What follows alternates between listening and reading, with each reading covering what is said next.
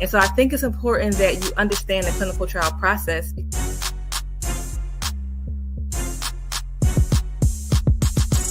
I'm not saying that the pill is bad. I just want you to think about how to make health decisions for yourself.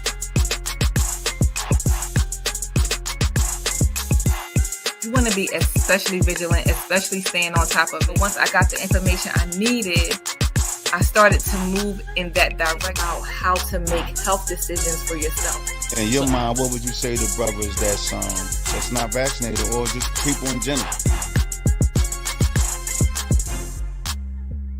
I'm glad to hear you are protected, and thanks for being so honest here on Keeping It 100, because that's what we do.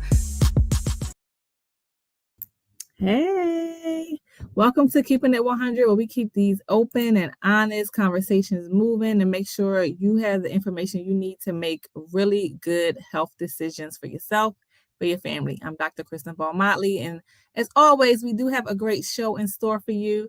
Now, I don't have anyone on backup today. Everybody's off today, so I'm going to be trying to keep an eye on the chat and respond, and I don't know how that's going to go, so y'all pray for me.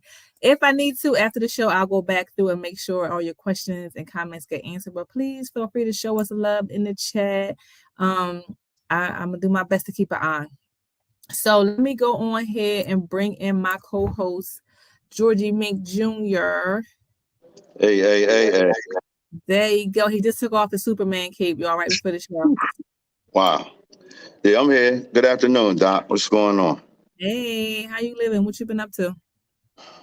Just the same old thing, saving lives. Saving lives. One life at a time. Life at a time. Yeah. From the young bloods to the old heads. Yeah. George, you taking them one by one. Yeah, I'm taking numbers, but I've been still been out here, moving around, getting our word out. I had an interesting subject with this brother who really didn't believe in vaccinations. It was against his mental ideals or whatever he thought about the government and conspiracies or whatever. And he ended up getting COVID really bad. And he was down for like a month and a half. It took his body a long time to recover. And so that kind of like changed his mindset a little bit until the point for him to be able to get the vaccination. So he did. So long story short, he had COVID and then he got vaccinated? After he got sick, after he recovered, he changed his mind a little bit, like, because the doctors was telling him, it's still the best thing the way his condition was set up. He didn't know he had underlying respiratory conditions until he got sick. Yeah. So come to find out, he got COVID again. But after he got the vaccination, and the doctors told him the vaccination basically probably saved his life. So, wow. I mean, and he said the doctor was being totally brutally honest with him. Like, if he didn't have the vaccination this time, it was the reason, basically, yeah. So it was just like, wow. So now he's going to get the booster. He's waiting for us to give him the booster. Okay. At the Chester High basketball game that we're sponsoring. And it just was a good story from the city. And it felt good that I'm still able to reach brothers. I mean, some people keep trying to act like it's over. So, I mean, it is over from the CDC perspective, but it's not over from just going on with everyday livelihood. So it's incorporated in our lifestyle now. So yeah, it's I mean, the pandemic, the heightened alerts and all that may go away, but the virus is not going away. And so just like chickenpox never went away, and measles and polio, they never went away. We don't talk about them because people get vaccinated and it's not a thing. But so COVID is not going away. This virus isn't going anywhere. But hopefully we get to the point where we don't have to talk about it as much because people get vaccinated and we don't have as many deaths. Right now we're at about 200-300 deaths a week, which are preventable for most people if they get vaccinated and stay up to date on a booster. So you said a lot of things in his story. And I wanted to go back to some of them. One thing you said was he had COVID, then he got vaccinated. A lot of people feel like once they have COVID, they don't need to get the vaccine. Your immune protection that develops from getting COVID is real. So you do get good protection, but it doesn't last forever. And so that's why you can get COVID again. That's why you can get sick again. So yes, even though you may have had COVID and you may have made out okay and you didn't really get that sick, I still recommend you get vaccinated when the time is right, because you can get it again and you don't know what's going to happen next time. I was going to give an update about a study that came out of the VA a few weeks ago that looked at people who get care at the VA, and they looked at their hospital records to see who had COVID, how many times they got reinfected. And it shows that just because having COVID one time doesn't mean that you are fully protected from getting really, really sick next time. In fact, you may be at risk of getting even more sick the next time you have it, having long COVID symptoms, having fatigue, having heart problems, and that so just because you got it once, of course, we know people have gotten it more than once, but it's showing that you can get even more sick next time around. So you still have to protect yourself. One thing that the study found that was kind of interesting, though, was that there wasn't a difference between how sick you got between people who got vaccinated and who didn't get vaccinated. I thought that was interesting. We know that the vaccines keep you out of the hospital and they keep you from dying, but you have to stay up to date on your boosters. And when you're looking at the population in the VA, it's usually older people that have multiple conditions. And so that may have been why they didn't see a difference in people who had gotten boosted or not, or who had been vaccinated or not. And we would want to look at a general population study to see what the difference would be there long term. The point is, there's some information that we know. We have known this from the beginning, that the vaccines keep you from getting super sick and they keep you from dying. And that is what we're expecting it to do. And if it's doing that, we happy. If it does anything else, like keep me from getting an infection, like I will take the blessings on top of the blessings. Please rain down on me. But we know that it does keep you from dying and keep you out of the hospital. So I'm glad that he decided to get vaccinated. I'm glad that his doctor kept it 100 and was like, look, you don't do this, this could happen next time. So he took it seriously. He went out and got vaccinated, and he is alive to see the benefit of getting vaccinated, which is amazing. Yeah, and he was like, I think he like 41. Oh, wow, he's young. Yeah, so he was just like, basically the doctor really told him, and it's crazy because the doctor was like on the same time you was, Doc. Like, he had to fill out the vaccine for himself. Like, he just wasn't go-ho. He was gun-ho. He wasn't the first person in line. Nope. So he really believed in the doctor. He said he could tell what the doctor was saying was true.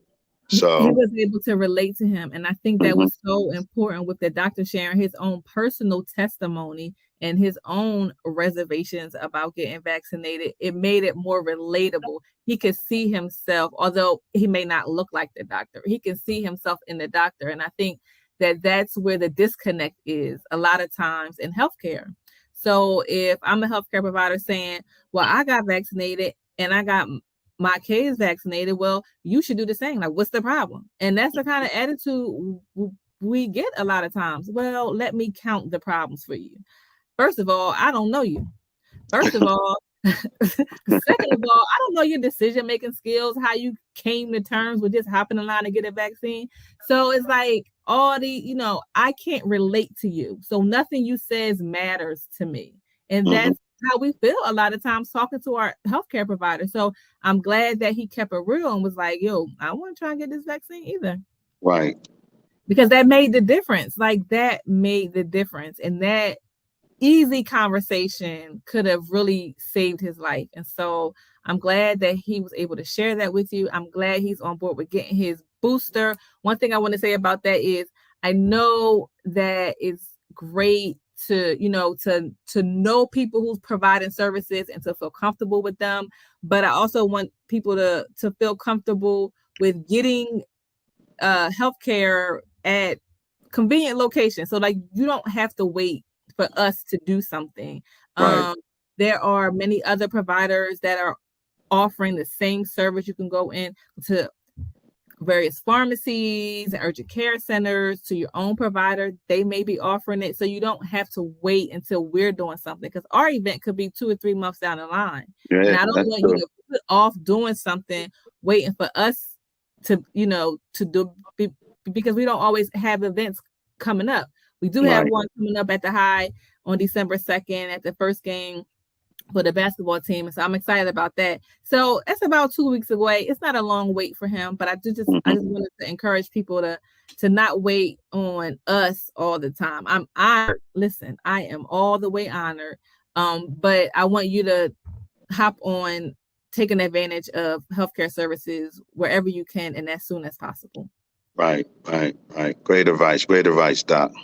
Thank you. I try. The doctor says, you know what the doctor says, you got to do that thing. You got to do that thing. So, Yes. no, that's great I advice. wanted to pick up on, thanks, Jay.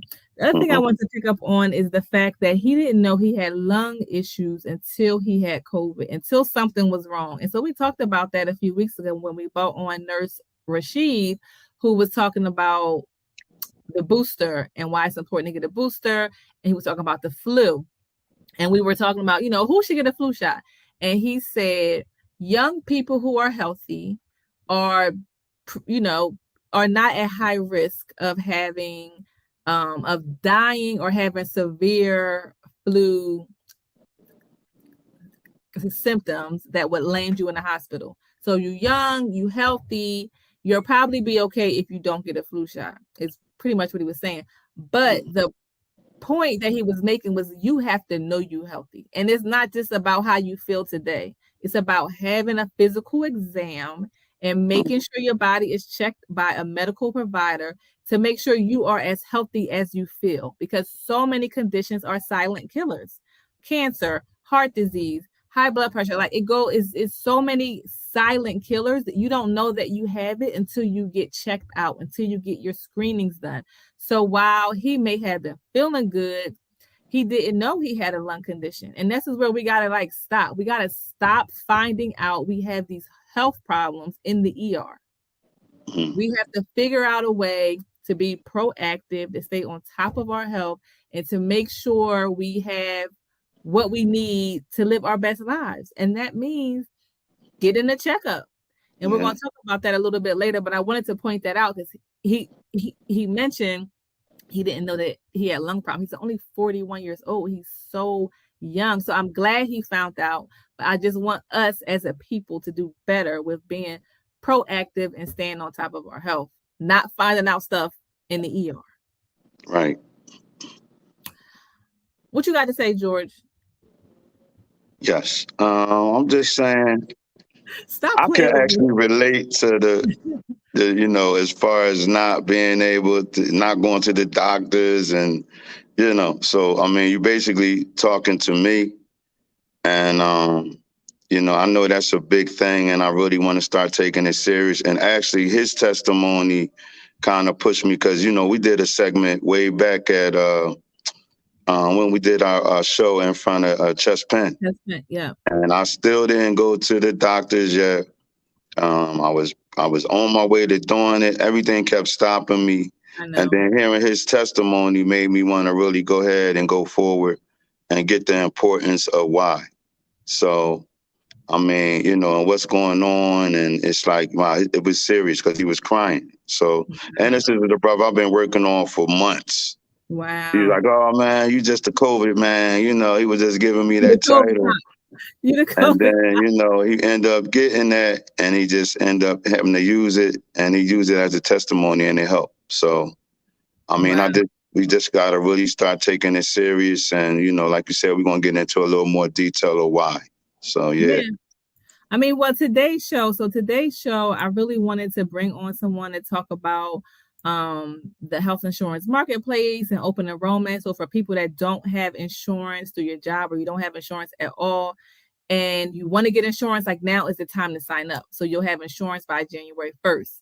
If you don't sign up now, you'll have to wait a whole year before you can get insurance again. So I wanted to bring on an insurance agent just to talk and explain how the marketplace works, how you can sign up, how much the plans cost, and just have a good conversation like that. So like I always do, I run my genius ideas past the street practitioner to see what he had to say. And he was like, Doc, don't nobody care about signing up for insurance. And I was like, what do you mean? And so as you can see, we do not have an insurance broker guest because I listened to what George did. He's like my boss. He may let y'all think that I'm the boss and that I'm in charge, but he really my boss. So when he says, I just do it because I respect what he has to say. And he's a street practitioner. Who am I? What do I know? So we're here with no guests, and we're just going to talk about why people don't care about signing up for health insurance. And that kind of goes back to, what do you need health insurance for? Well, you need health insurance so you can get these annual physicals without having to pay out of pocket for them. And you can have the coverage you need in case you have something and something goes wrong. You can have that insurance. But I felt like we had to take the conversation back a couple steps before we even talk about health insurance, just to talk about health and why you should even care about your health. So, George, you want to talk about that a little bit? And don't play me. Like, all right. I'm going to be honest with you. All right. I mean, like you said, we usually don't find stuff out until something goes wrong. So I'm going to just take myself for instance. I mean, the reason where like the hesitancy, whatever, why I've been so hesitant or whatever is because I feel like I'm healthy. So, and I feel like it's a couple things. I feel like, number one, insurance is expensive. I feel like, you need to have a great job with great benefits to be able to use those benefits. I mean, and it's not just for like internal conditions. It could be like you need to be constantly getting your eyes checked. It's certain things that, just like deteriorates as you get older or might start hindering how you see or whatever the case may be. So it's not just one thing, but I feel as though I've been getting by.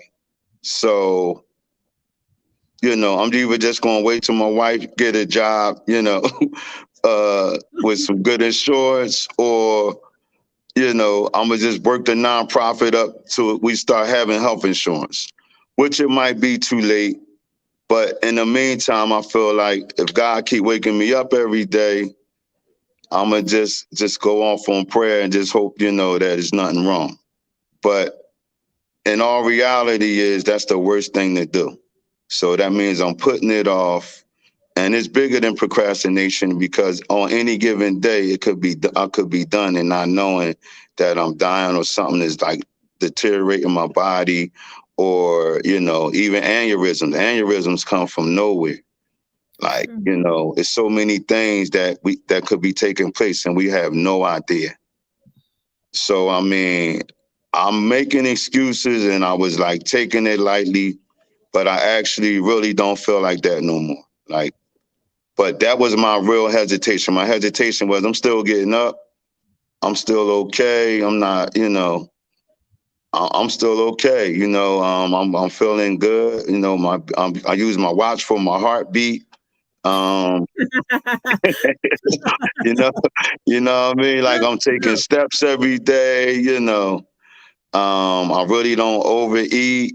I watch my oil, my fried or food content. It's pretty much like the black man's way of moving on without no insurance. But, as I've been moving on and talking to brothers, I feel like we really do need to get on board, and not just for, just certain tests that come with your age group, but just in general. Like, so, I mean, it's really like a big thing that we have to make important, more important than even getting vaccinated. Like, your health, like going to the doctors is like the most important thing you can do. I mean, it's different for a man and a woman. I mean, we might not have to go as many times per year, but at least start going, get used to going. So learn the language. I just think the most important thing for us, to be honest with you, is fear. So as long as we don't see nothing, we feel like everything is okay. And even if it is, we don't want to know. So that's a big thing. Like when I learned and been talking to brothers out here. I think, I mean, I appreciate you being open and being honest, and for sharing your truth. And I think that what you're saying is the case for a lot of people. And the other thing is just taking the time to do it. I think that's the other thing that wasn't mentioned, but it's the time piece too, because you feel like it's not a priority, and so you don't carve out time to make it happen. It takes time to call the doctor's office and to sit on hold and to figure out like when you're going to go, and then depending on the kind of job you have, if you are paid like per hour, or or if you're not at work and you don't get paid, then that's a big thing, because it's like, well, I don't have time to go sit in no doctor's office for 2 hours. Like, I could be getting paid for that 2 hours of work. So that's another factor. But just like you said, it's something that needs to be taken seriously, because we are experiencing, Black people experience health disparities in a way that doesn't happen in other communities for a number of reasons. Racism is one of them. So even though people can have great insurance and be educated and all this, you can still go to the doctor, still go to the hospital and deal with unconscious biases and with racism, and still have poor outcomes and have everything in place. So let's not pretend that that doesn't happen. But what we can control, let us do a little better at controlling. Let us find time to make our health a priority. Because what's really annoying is having to take medications every day, having to be on dialysis, losing our vision and not being able to drive anymore, having to walk around with a cane, or having to be in a wheelchair, or having to have procedures and amputations and things because we can't walk anymore, because we had to lose a toe or a foot or a leg. And these type of things happen disproportionately, like at really higher rates in our community than compared to white people. And so the things that we can control, we have to figure out what is going to make the difference, what is going to make us move in the right direction. I don't have a solution. I don't know what to tell anyone to make them, or to get them to want to take better care of their health. The only thing I can provide is education. I can provide education. I can tell you what happens when you don't do something, or when you do something, and then let people make their own decisions. And so, G, I know it's been since September since we talked about you going to chest pen. I check in on you every now and then. I never judge, because people have a lot going on in their lives. It's hard for me to make an appointment to stop and make an appointment to go to the doctor. So I get it. But I think at some point we have to act, or else we are not going to see a change in these health disparities. And the work that I do, my passion is about that change. Like, I need these health disparities in our community to go away. We are going to have to do something. It's not going to happen on its own. People are not going to do it for us. We have to care enough about ourselves and about our children to make health decisions that help us, that help our families, that help our communities for generations. And so, George, you said you feel like you have to have a good job with good benefits to have insurance. And if you don't have that, then it's really expensive. Have you looked into getting health insurance recently? And how much did it cost? You on mute. Yeah, I actually didn't. I just know that it's expensive. And then I know health coverage has changed within the last 10 years. It used to be simple. So now there's all broken up in the different types of coverages. The companies are falling back from certain things that they cover anymore. And it's just more stuff piled on top of my procrastination. So I'm going to be honest with you. I haven't personally, I did look into Obamacare at one time, but it was so expensive. it wasn't even worth. It was more worth it just going to the ER and just getting my credit messed up. You know what I Not paying mean? the bill, right? Yeah. Than to pay $500-600 a month. So Yeah. I mean, Yeah. I always envy Canada because I feel like that place, you know, they really care about, you know, the people that live there. And I feel like, you know, they take heed into all their citizens and they get free health care. So Listen, that's Canada and every other advanced nation on this planet does it. right. We are the only society that can't seem to want to help everybody. Right. I don't get it, but that's a whole Right. That's a whole nother show. Ooh, child. But So but I haven't looked into it, but I okay. do. It's still other avenues though. So it's not, that's only one thing. So I still can do what I can do. Like everybody still has an option. So I mean, that after today, I definitely will. I already have the number, and I actually ride past there every day going home. So I'm gonna slide in and see what I can do. I mean, they have a great staff there, and I even film it for you, Doc. George, we were having this conversation for 2 months. I don't believe you at this point. I just You don't don't. You believe that shouldn't, you're Doc. gonna You do it. shouldn't. You shouldn't. I mean, I'm I putting don't on. hear you. I'm putting on the face and I'm putting on the voice, but Like I hear your voice. Are you you have all no reason serious? to believe me. But I'm serious. I will prove it to you and I'll show you. So Okay, we I'm shall gonna leave see. it there. We shall Okay. see. All right. So I know you went out and you got some brothers to share about if they had a physical this year or within the last year, and if so, why or why not. So let's play one of those clips. Either one is Okay. fine.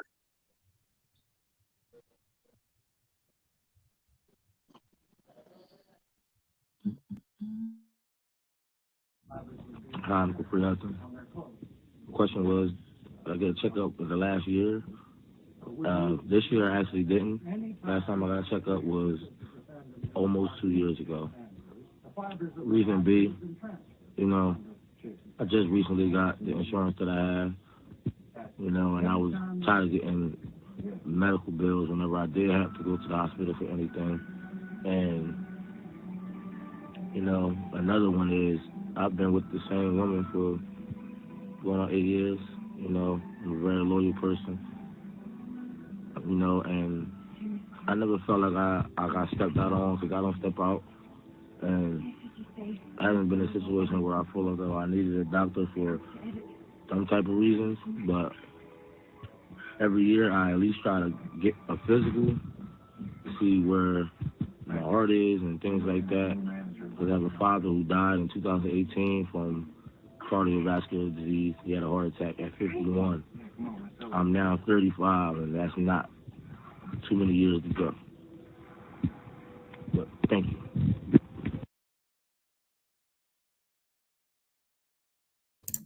All right. So thanks for getting that testimony, G. And I want to give a shout out to your Obama phone that you used to record that, so we can Shout out to Barack. we're gonna upgrade your phone and your video capabilities this year. Before the end of the year, we're gonna Okay. do that. We're gonna Put do that that. in the budget, Doc. It's Yes, okay. absolutely going in the budget. But I'm glad that he was able to provide a response to your question, because he said a lot of things too. One thing he said was that he got insurance, so he didn't have insurance for a period, but now he has it, and so that allowed him to get a physical, which is a big deal. A lot of people have insurance and don't take advantage of the benefits. They just have it through work and they don't go to the doctor still. And so shout out to him for taking advantage of having insurance. I know that one thing that I did, I probably went like 2 years without, having my annual exam. I had insurance, but I just didn't make it a priority. And so I think that reminding people who do already have coverage, use the coverage for prevention, so that hopefully you can identify things early and you don't have to worry about having problems down the road. So shout out to him for doing that. I'm glad that he was able to get insurance.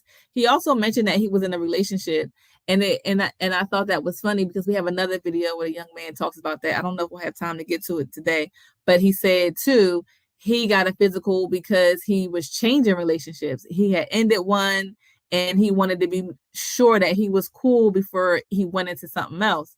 And then this young man said that he's been in a relationship, he's faithful, he don't have any reasons to feel like his girl not faithful, so he felt like he really didn't need to have a physical. So I thought that was interesting. So is that what dudes do, George? They just get physicals, you know, between relationships, or they don't get them if they have a good relationship? I mean, in some cases and instances, I mean, that's the only time we feel as though a brother needs to feel as though he need to go to the doctors. Like if everything else is okay, if you don't feel any heart pain, or if anything is, maybe if unless you get something broken, but just on a regular basis, we pretty much would have to have a reason to go to the doctors. That's what the underlying message is saying. Not just in a relationship. That's just an example of one of the reasons why he's feeling as though he doesn't have to go. So it's like, I've been with the same woman and everything cool where it's supposed to be. I don't feel no differences. Both me and my woman is faithful. We ain't on that time. There's nothing else for me to go for, So that's the biggest misconception in the neighborhood, is that's what the doctors is really only usually for, just treating sexual diseases or different things. But that's why that came out.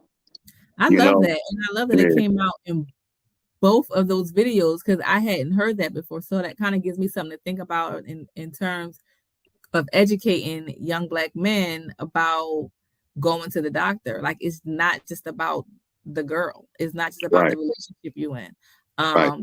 Yes. So that was really eye-opening for me. So I'm glad you was able to shed some light on that. He also mentioned that unfortunately his dad passed away when he was a young man. And so he was only 51, had a heart attack and passed away. So that's on his mind. He is like, I'm gonna be 51 soon. I don't want this to happen to me. And so he's taking a proactive approach. And I like that, because a lot of the decisions that I made in life, I feel like were because I saw what happened to someone else and I didn't want that to happen to me. And so we don't always have to learn from our own experiences. We can learn from other people's experiences. Like you see, how people who use crack cocaine become addicted. That's not appealing to me. So I don't ever see myself trying crack cocaine because I don't want to become addicted. And so so you don't have to go through something on your own to learn a lesson. You can learn lessons from other people. And I like how he's taken his example of what happened to his dad, which was extremely unfortunate. But he's using that to say, I'm going to take care of my health because I saw what could happen. And so I thought that was really, really powerful. Right. Yeah, good stuff. Just want to let people know that if you are interested in insurance, you don't have health insurance, don't be waiting on your wife to get insurance. You can look into it yourself. I want to encourage y'all to go to the marketplace and look and see how much it is. Now, I know when it first rolled out, it was super expensive. It may still be. I haven't looked at it in a while, but I want to let you all know that you can go to healthcare.gov. I'll put it over here in the chat. And if you can put it in the regular chat, that'll get it out so people can go. But you can go to healthcare.gov, put your information in and see what may be available to you.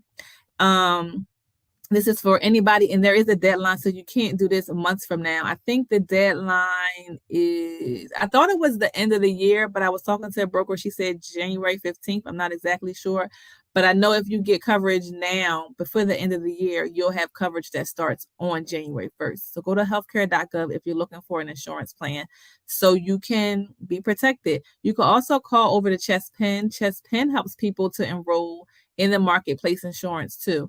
And their number is 610-876-6131. Again, 610-876-6131. You can call over, 872-610-6131. 6131, 872-6131. Call over to Chest Pen and let them know that you want to enroll in Obamacare in the marketplace, and they will connect you to a coordinator to see what you qualify for and to see how much it costs. Now, Chest Pen also offers free health services. So if you call and you like, I'm not paying all this money for this insurance, I'd rather get a hospital bill, then you can be transferred to their appointment line and set yourself up with an appointment to be seen by a provider for free. If it's not free, it'll be very affordable. I think they have a sliding scale. So if they can't help you get enrolled in a plan that's affordable for you, schedule an appointment to get on their list to get your physical exam done for free or at a really or at an affordable cost for you. So do something. Like, we cannot continue to do nothing. We cannot afford it. I cannot keep reading these reports and these articles about our people dying at higher numbers than everyone else, and we're not at least doing our part. They got their part to do too. Healthcare has its part to do too, but we have to at least do our part.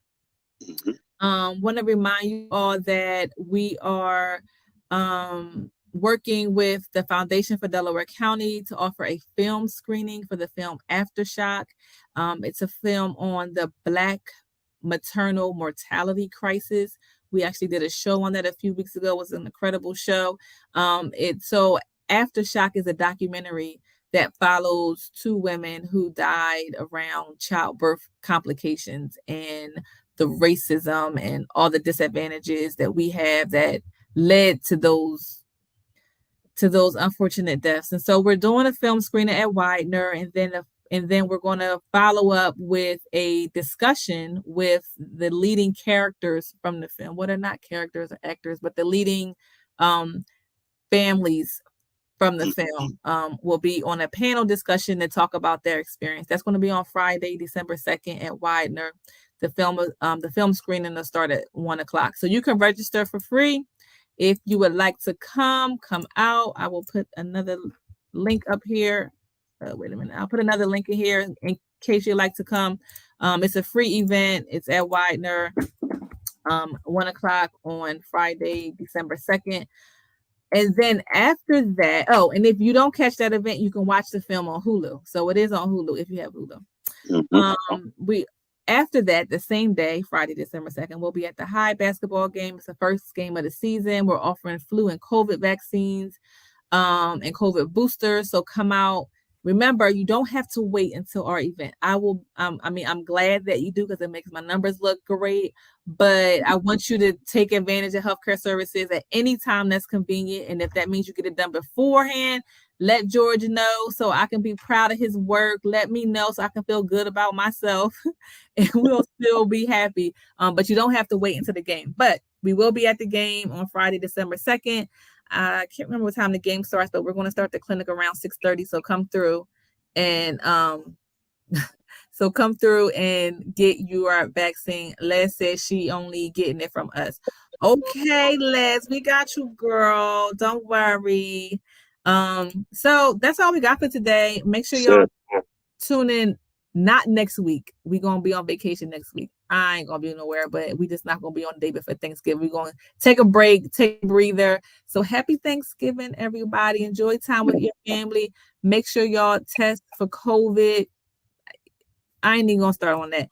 Right. If I go anywhere, I'm telling you, wherever I'm going, and I might just sit my behind home, everybody going to get tested wherever I am. I'm just telling y'all that right now. I'm coming with cases of tests. So be ready for your nasal swab. So as much as you can test because you don't want to be out in these streets spreading COVID, especially to people who have not been vaccinated. That's all we got. G, any closing remarks? No, I just want to say stay safe, enjoy your holidays, and this is the time of flu and COVID together, so they make a deadly combination. So let's just get vaccinated. So you that's heard it where from I'm the at. street practitioner. You heard it from the street Yeah, practitioner. you told me a lot, Doc. All right. Well, y'all have a good holiday, and we'll see y'all in 2 weeks. All right, everybody, stay safe. And so I think it's important that you understand the clinical trial process.